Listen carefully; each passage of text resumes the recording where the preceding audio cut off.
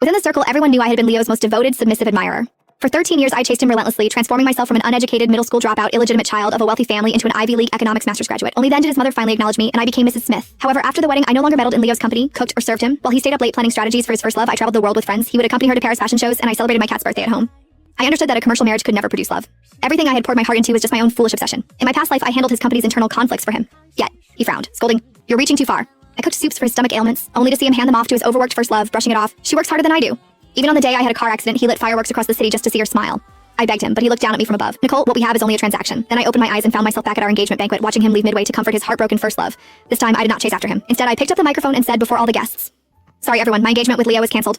I gently placed the microphone back into its stand, and it let out a dull, heavy click. The entire banquet hall fell into a deathly silence. Hundreds of eyes fixed on me all at once. They were filled with shock, disbelief, and even a trace of gleeful anticipation, as if they were waiting to watch a spectacle unfold. My father's face instantly flushed a deep, livid red as he rushed onto the stage. Then, lowering his voice, he forced each word out through clenched teeth. "Nicole, have you lost your mind?"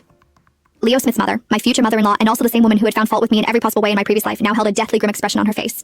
Her well-maintained features were filled with anger as she glared at me viciously, as though she wanted to slice me apart with her gaze alone. Meanwhile, I calmly took in everything below the stage. These faces, some familiar and some not, had in my previous life looked at me the same way countless times, watching me as a joke. "Nicole, get down here right now and apologize to everyone." My father was trembling with anger as he reached out, clearly intending to drag me down. However, I turned slightly and avoided him, letting my gaze pass over him and settle on the entrance of the banquet hall. At that moment, Leo had returned. His tall figure appeared in the doorway, his suit jacket casually draped over his arm, his tie was loosened, and his expression still carried a trace of fatigue, as though he had just finished comforting someone. When he saw the commotion on stage and the strange looks from the guests, that trace of fatigue was instantly replaced by a cold sharpness. He strode toward me quickly, his gaze falling on me like a blade.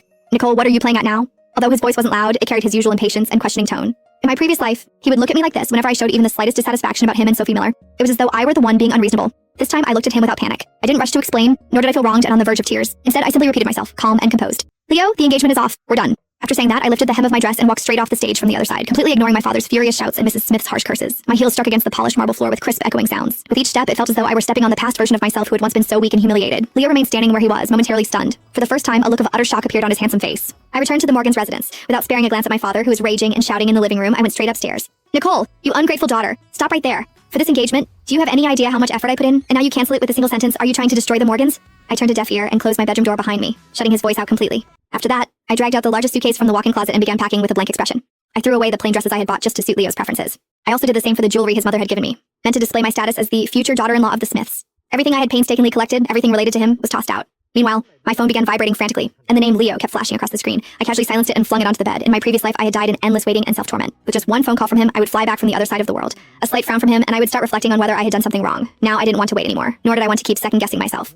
After packing 2 suitcases, I pulled them downstairs. When my father saw me like this, he was so furious that he nearly fainted. Pointing at me, he shouted, "You still want to leave? If you go, what about the Smiths? Go to them right now and apologize." I looked at him coldly. "From the day you brought me back after my mother died, in your eyes, I've always just been a tool. Now that I don't want to play along anymore, you're panicking?" My father was left speechless. His face turned pale, then flushed, unable to say a word. You... I ignored him and continued walking out, dragging my suitcases behind me. At the entrance, however, a black Bentley blocked my path. The car door opened, and Leo stepped out, his expression even worse than it had been at the banquet hall. He grabbed my wrist in one swift motion, his grip so tight it felt like he wanted to crush my bones. "Nicole, have you had enough?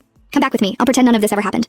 His tone carried a sense of superiority, like he was offering me charity. I forcefully shook off his hand, my gaze turning icy. "Mr. Smith, I believe I made myself very clear. Also, keep your hands off me. I find it disgusting." Leo's pupils shrank abruptly. He had probably never imagined that the Nicole who used to obey his every word and ache even at the slightest frown from him would use the word disgusting to describe him. He stared intently at me as though trying to find some flaw in my expression. "Is this just because I left for a while?" He let out a cold laugh, his tone dripping with mockery. "Nicole, since when did you become so petty? Sophie was just heartbroken and in a bad mood. I comforted her as a friend. What's wrong with that?" Sophie again. "It was always Sophie. In my previous life, he had missed our wedding anniversary just to comfort the heartbroken Sophie. He had even left me alone on the highway just to take care of sick Sophie. On the very day I died in a car accident, he had lit up the entire city with fireworks just to make Sophie smile. Looking at him now, I suddenly found it all ridiculous. "There's nothing wrong with that," I said calmly. "So now that I'm giving you to her, isn't that exactly what you want? You should be thanking me." After saying that, I didn't look at him again. I walked past the car, flagged down a cab, and left without looking back. In the rearview mirror, Leo's figure grew smaller and smaller. He stood there, still wearing that same expression of disbelief.